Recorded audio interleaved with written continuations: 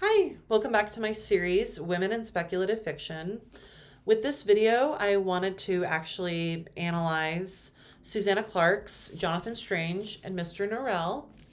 The analysis here basically serves as a companion piece to the vlog I made as I was reading through this, doorstop. This is my fist for reference. My analysis today serves as a microcosm of sorts for the ideas and takeaways I presented in that vlog. My thoughts here are just presented in a more scholarly fashion. While it might be helpful to watch the vlog, it's not essential viewing, especially since that video is pretty spoiler-filled. Today, we're going to do a close reading on one of my favorite passages in the book, the Stone Speeches. For those unfamiliar, close readings involve taking a small section of usually written media and analyzing the minuscule details. We'll be looking through word choice, rhythm, syntax, while still analyzing larger themes like you would with poetry. This is just taking a look at a specific passage of the larger material. I will include sources other than the text itself, like the Oxford English Dictionary, to discuss diction. I will then use reputable articles for historical accuracy. Initially, I did plan on using the Ladies of Grace Adieu and Other Stories right here. I read this during spring break to supplement my analysis, but it didn't really fit with this video. I did enjoy it, but it just didn't really fit. But just know it was a part of my research and I did like it. One last thing. The passage I chose has minor spoilers, but this excerpt is less than 5% into the book, and it's referred to on the dust cover. Well, in my dust cover in this edition. With that, let's get into the context. Context. Mr. Norrell plans on casting a spell to prove he's a practical magician as part of a bet with some theoretical magicians. Theoretical magicians, again, if you haven't read it, are basically non-practicing scholars of the art. Practical magicians are extremely rare. People haven't seen one in centuries, so both theoretical magicians and common folk traveled to the York Cathedral to witness some miracles. Mr. Norrell's not currently in the church because he's feeling pretty nervous about the magic's consequences, so scholars are present in the cathedral to document any magical findings in the space. The spell Mr. Norrell casts lets the stones speak, and they chant a speech in Latin. With all the details covered, let's get to the excerpt. Okay, here we go. When translated into clear, comprehensible English, it was something like this. Long, long ago, said the voice, 500 years ago or more, on a winter's day at twilight, a young man entered the church with a young girl with ivy leaves in her hair. There was no one else but the stones. No one to see him strangle her but the stones. He let her fall dead upon the stones, and no one saw her but the stones. The years went by, and whenever the man entered the church and stood among the congregation, the stones cried out that this was the man who had murdered the girl with the ivy leaves wound into her hair. But no one ever heard us. But it is not too late. We know where he is buried, in the corner of the south transept. Quick, quick, fetch pecks, fetch shovels, pull up the paving stones, dig up his bones, let them be smashed with the shovel. Dash his skull against the pillars and break it. Let the stones have vengeance too. It is not too late. It is not too late. Like I said earlier, this passage is around a little under 200 words. Not too long, again, compared to this doorstop. Clarke really loaded the excerpt with detail, so we shall cover all of its parts, starting with the non-italicized phrase at the beginning. When translated into clear, comprehensible English, it was something like this. Since some scholars needed to translate the passage from Latin into English, They might have altered the stone speech to present a clearer or more politically advantageous narrative. Thus, there's a caveat to what's being documented, due to this level of doubt with the translation's quality. To this point, the phrase clear, comprehensible English might sound familiar to an Austen fan. And no, I'm not talking about Texas. Do not worry. We don't think about red states. Those words are a potential reference to her novel Persuasion, when Anne translates the concert song from Italian into English. Mr. Elliot responds, "You have only knowledge enough of the language to translate at sight these inverted, transposed, curtailed Italian lines into clear, comprehensible, elegant English." This quote parallels the Latin to English translation in Jonathan Strange and Mr. Norrell, as the stone speech, like the concert song, is translated into English. Not only on a surface level, but the focus on the inverted, transposed, curtailed Italian lines emphasize the song's detail and intention so deeply that the experience cannot be lazily translated. There is not only this similarity, though, as the focus on the inverted, transposed, curtailed Italian lines exemplify the song's detail and intention so deeply that the experience cannot just be lazily translated. Going back to Jonathan Strange, Latin in the church, especially in the Middle Ages when the man murdered the woman, was of similar importance. It was not really spoken outside of the church, but it was essential to engage with and analyze biblical texts, as well as sing some songs in Latin. While the similarity between the two novels may seem strange, it's actually an example of a literary device within Clarke's novel, pastiche. Pastiche, as defined by the Oxford English Dictionary, is a novel, poem, painting, etc., incorporating several different styles, or made up of parts drawn from a variety of sources. Granted, Austen could just be one of Clarke's muses, but it's a wonderful way to add context to this Latin translation. The pastiche, in this case, helps establish that Latin holds a weight of ethos for their speech and must not be held to clear, comprehensive English. The pastiche, in this case, helps establish that Latin holds a weight of ethos in its speech and must not be held to similar standards of clear, comprehensive English. Pastiche not only helps contextualize the translation, but contextualize the novel's setting as well. To give some perspective, when I tend to think of Austen, I associate her prose with social gatherings, fashion, and slow burn plots. This is simply my view of her work, but can be a great rhetorical strategy to establish solid audience expectations about the story. The story in this case being Jonathan Strange. Some of you might be asking, will people even understand Clarke's similarities to Austen? Will they pick up on that? And I would just respond with, yeah. Austen's all over the book's cover, including in this first edition, which I have, thankfully. It's not the first printing, but still.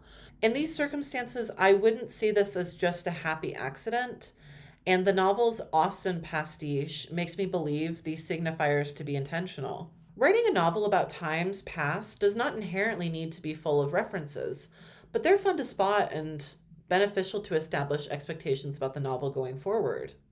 So, anything about social politics? Keep that in mind. Long, long ago, said the voice, 500 years ago or more, on a winter's day at twilight. The phrase long, long ago is a fantastical introduction to the stone speech, really drawing the magic into the situation. I mean, I believe we've all seen this phrase in a story before. It's pretty common. By leaning into the world's magic, the whole idea of stones speaking to everyday Christians is much more palatable for that audience. There's already a precedent to this magic with previous magicians in this world. That's why there are theoretical magicians studying their magic. Communications with stones, though, still doesn't happen every day. We can also see familiar fairy tale imagery in the description of a winter's day at twilight. See, twilight is often seen as a liminal space for change, transitioning between the shining light of the day to its absence at night. Something's changing, something's brewing in this church, perfect for something to occur quickly, providing some foreshadowing instead of simple exposition. A young man entered the church with a young girl with ivy leaves in her hair. In this statement, we discover two people entering, described with the same adjective, young. Clarke's diction here emphasizes an important association between the two people, as we already know he enters the church with her. The lack of other descriptions between the two might not only be due to an ignorance of these people, just not knowing them as people, their personalities, or their prior experiences. Rather, a stressing of their similarities is likely drawn. There is a difference between the two, though. The male is described as a man, and the female described as a girl. The intention here is clearly to diminish her role as lesser than him. If they were equals in this relationship, the Stones would just call her a woman, the more appropriate complement to the word man. It's almost like they know the man has the power, where women are seen as subject to them, especially during the 13th century, where, 5 centuries ago, this would have happened. The description of the ivy in her hair is also super important. Ivy tends to cling to other plants and walls, or even bind plants together. And ivy thus can be seen symbolically as a devotion or union between a couple or anything like that.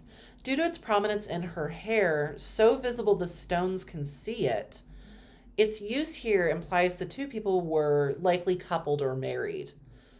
It's also important to note she's the one wearing the ivy, not the man. A sign she's likely more proud to be loyal to the man than he is to be proud to be loyal to her.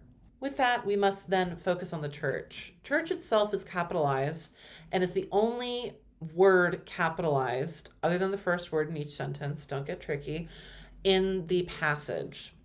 Granted, the style Clarke emulates here is that of early 19th century writing, hence the Austen discussion earlier in this video. In that time, writers used language different from our present. You can even see this on the cover as the Mr. As you can see here, the Mr. in Mr. Norrell doesn't have a period like it would now if it was written, or a full stop to you Brits. Clarke continues to emulate 19th century literature through similar spelling practices. With that said, I think the punctuation is significant because it acknowledges the church as its own institution. Granted, I'm using the more colloquial definition. I provided it on screen, as you can see here, but I'm just using it very casually. Church is capitalized like a proper noun, signifying the importance and presence of an institution. As a proper noun, church sounds more like an institution, since you would just say the name of the church, the York Cathedral, instead of just church in this example. Within an institution comes rules, aesthetics, obligations. Because of these aesthetics, influence from the institution into the culture grows and expectations of that institution become more established. In other words, institutions can be difficult to ignore and bleed into our daily lives super often. The Stones are invoking the church here to contrast the strangling to come on later in the passage, comparing the expected faith and holiness and goodness of the church to the sinful strangling of the girl. There was no one else here but the Stones. Again, this is just a sign of intimacy between the couple and privacy with the Stones present.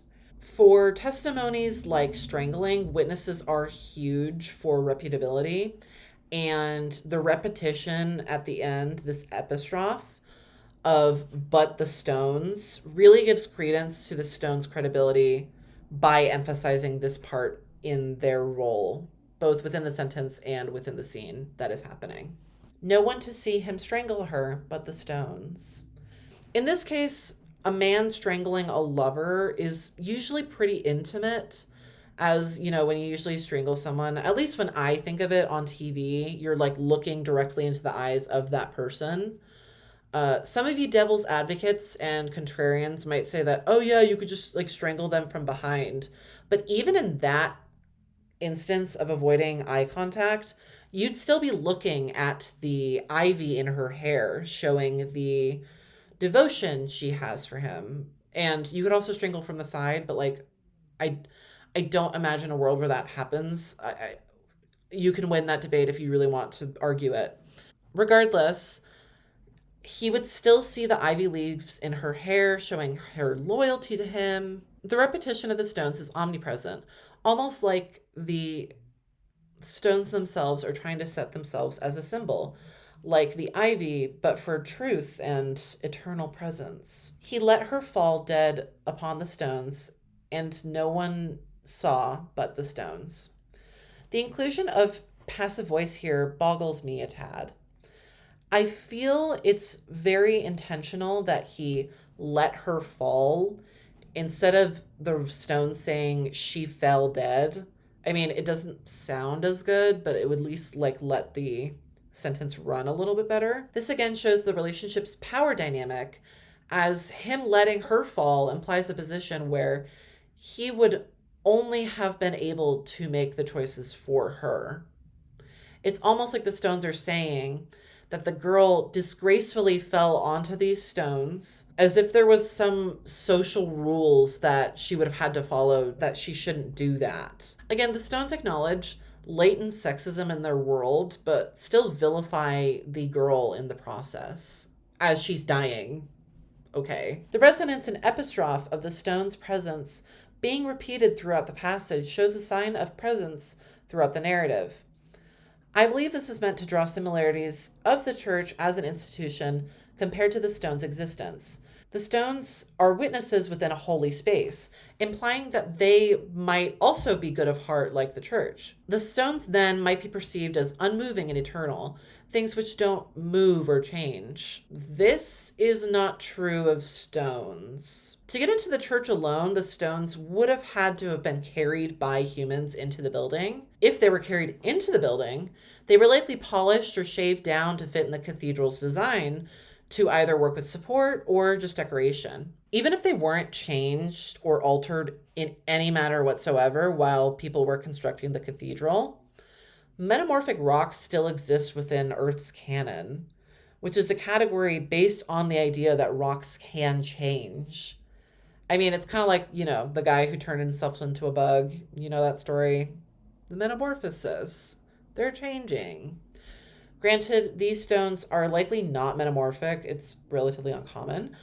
But the use of the word stone here is deliberate in showing how these rocks can be repurposed into the building. The years went by, and whenever the man entered the church and stood among the congregation, the stones cried out that this was the man who had murdered the girl with the ivy leaves wound into her hair. The word congregation strikes me, as the word congregation holds community within the church. It's associated with the church itself to mean a sort of gathering of this community. In a world expecting obedience to social rules and Christianity, the contrast of the good of the church to the decomposing body, this evil act, is a strong one. Hell, the church was just referred to as a proper noun, with the stones knowing it is an important institution to 19th century common folk.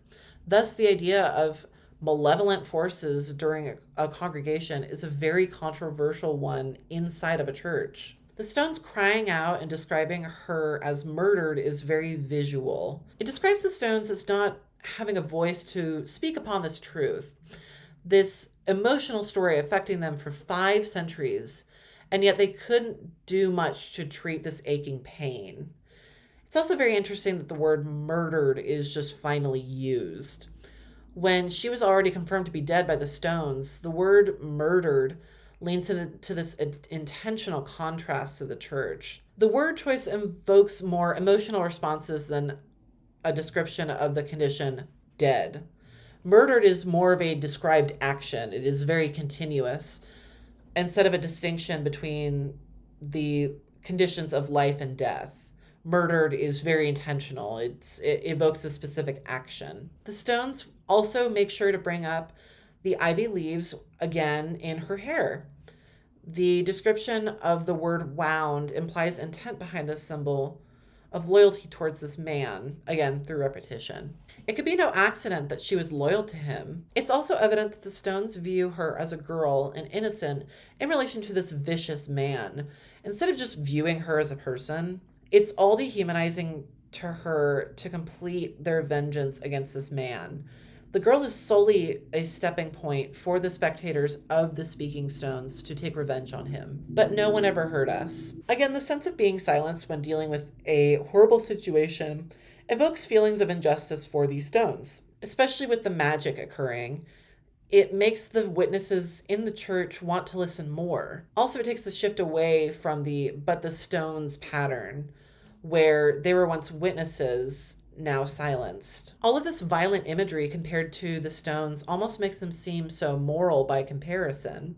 They constantly give themselves the same ending repetition, this epistrophe, while the strangling occurs around them in these sentences. The syntax here relies on how the stones want the humans to follow them in their next steps by worshiping them. Now, the OED has various definitions for the word stone, including one about idolatrous worship. Even though the stones might seem better by the humans by comparison, the worship of non-living artifacts is strictly prohibited by the church.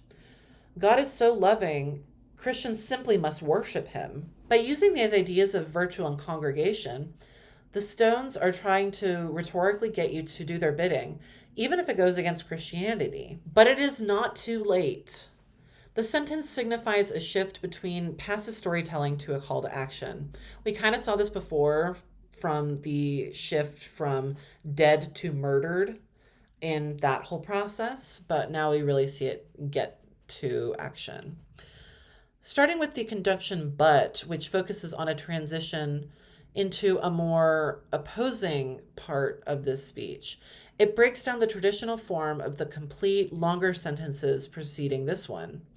The punctuation is also very significant, as the rest of this passage mostly ends with the sentences ending with exclamation marks instead of the usual period. This reflects a shift from passivity towards action, as the stones are more willing to display their emotions and bloodlust towards the matter as the passage continues. We know where he is buried, in the corner of the south transept. This distinction of a transept is very important, as a transept is part of a building often associated with medieval Christian architecture. It looks just like this. Since this is unique to old architecture of its era and is prominent with its association with cathedrals, the contrast between the goodness of the church and the evils of the murder remain emotionally very high. Spiritually, since murder is literally against one of the 10 commandments, and especially since evil forces merging with the church is, again, not the best look. Also, the stones finally begin speaking in first person with the word we at the beginning of the sentence. This is instead of their usual presence in the narrative as the objects of the sentence speaking in third person. Again, but the stones. They are presenting the information here more as a fact because they are finally not silenced like they used to be. They are presenting the information here more as a fact since they are not silenced as they once used to be. Quick, quick, fetch picks, fetch shovels. The sentences continue to shorten to push towards that action to be made against the skeleton. It's also interesting that they start describing how to unearth the skeleton using picks. Picks are a pretty blunt tool meant to mine like metals out of the ground. I mean, I think we all kind of know how Minecraft works. Not exactly meant to keep a corpse intact. I don't know, maybe they just didn't watch Jurassic Park, so they don't know how to properly unearth dinosaur skeletons, but come on. There's clearly an attempt for bloodlust against this man here. Only after the push for picks that they mention shovels, which is a tool meant for digging, but even then, we know what the shovels are going to be used for later. Pull up the paving stones. Interesting that an exclamation mark is not used here. The stones do not simply want to be removed, just pulled up. There's clear intent with that process of extraction. This is juxtaposed to their wanted treatment of the skeleton, where they don't really care about the severity of damage it receives. Also important to mention that the paving stones are also part of this aggressive edifice, with the stones chanting the speech. They may be different from the stone currently speaking, but are still respected amongst their peers, unlike that buried skeleton. Dig up his bones, let them be smashed with a shovel. The let them be smashed phrase rings similar to the he let her fall dead phrase used earlier to acknowledge the power used against the girl in her situation, her death. How very odd. Yeah, I gotta call the Freudian slip here on this one. It's an unfortunate understanding that the man cannot do anything in this situation and therefore has to be referred to in passive voice to do this action. He's very subject to the power of these stones. Also, when is the girl going to be praised? I mean, the stones have been talking about wanting to destroy this corpse and ruin this man's legacy for being buried in this cathedral. And the girl's like not mentioned once after the exclamation marks start being used. If this speech is truly meant to call justice for the lynching of a skeleton, this man, shouldn't the victim in the situation also be more celebrated in the process? To me, this isn't shocking considering how they really only described her as loyal through her symbolic ivy, as I kind of stated before, but like, come on. Also, super interesting that these stones are used for smashing and not digging to get the rest of the bones out of the ground. But dash his skull against the pillars and break it. This is an excellent example of sinful behavior within a church. Needing to use wrath, one of the famous 7 deadly sins to justify your revenge plot within a church, is worthy criticism. Ironically, using the church to break aspects of said church, whatever. This weird behavior is strange a little bit, but not out of character for these wanting to be worship stones. This is literally using the church's foundation against this dead man, destroying him in the process. Like, the irony here. Let the stones have vengeance too. Oh my God. Okay. Not only a call to action and endorsing bloodlust, but also making sure the stones are used for the bloodlust in the process. Respectfully, chill a little bit. I don't know about all of this. I mean, I know people who just get stoned. I am not a stone, so I don't know I don't know anything about stones, so I don't know the logic. But what did the man do to the stones? They just witnessed a murder and couldn't really say anything about it. Granted, that would eat me up inside too, don't get me wrong, but he didn't do anything necessarily to them, just that horrible act. It's so giving, like, me with VIP tickets at the Lion Convention. Like, babe, you are lying. You are so exaggerating. It is not too late. It is not too late. Our concluding line and final call to action. I find it interesting that this excerpt ends on this note to really validate their own revenge plot. They are the ones holding onto this grudge for centuries for something that they witnessed and want the humans to do the same for, some period of time. In a way, this shows their self-importance as stones, as something to be respected, like a false idol, as mentioned before. Very hypocritical. The passage does continue on to discuss other stone voices pleading for this. I just thought this was the most notable of their speeches, and it kind of just ends there. Conclusion. It's all super interesting that the stones would prefer to use the magic of the speech to take revenge instead of progressing the world. Humans and stones could collaborate to create a better world for them both, but the stones would rather dishonor a murderer who died 5 centuries ago and ignore justice for women.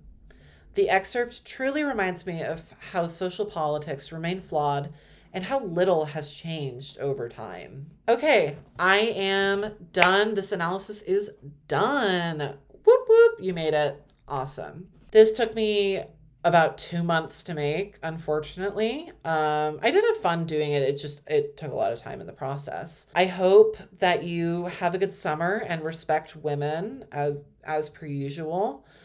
I also wouldn't be a YouTube leftist without mentioning fascism, but please keep supporting the arts. They're truly meant for everyone and do not need to be censored by the rich even further. If you got all the way through this, protest against that data center being built near you. You absolutely deserve it, babes. Get that clean running water and clean air and keep those bills low. You know what I mean? So, yeah.